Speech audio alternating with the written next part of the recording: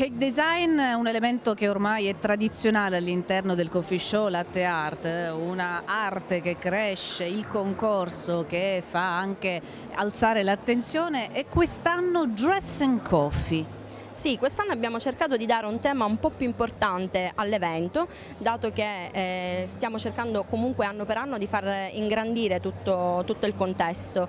Dress and Coffee, abbiamo cercato di far interpretare le cake designer la reinterpretazione degli abiti di alta moda, e quindi le cake designer si sono sbizzarrite nel cercare gli abiti e contestualizzare il caffè all'interno proprio del cake design e dell'evento.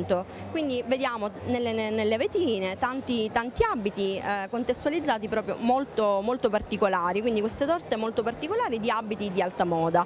C'è anche chi in autonomia ha anche disegnato il proprio abito e ha realizzato la torta in questo modo. Quest'anno abbiamo fatto un po' più in grande, a parte il cake design c'è anche la gara di torte moderne, un nuovo evento che abbiamo inserito all'interno del Coffee Show Latte Art.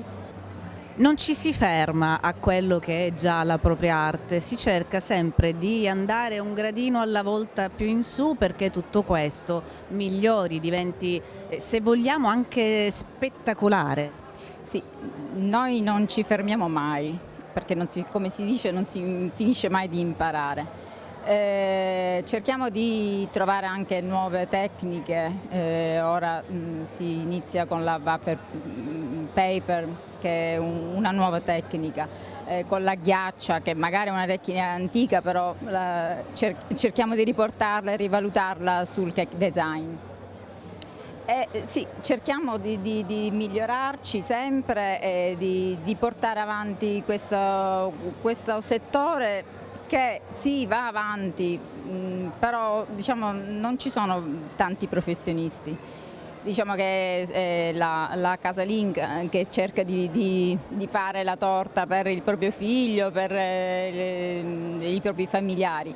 Però noi vorremmo anche con Melania cercare di fare dei corsi un po' più per specializzare un po' più queste persone. È una passione che in questo modo concretamente può diventare professione.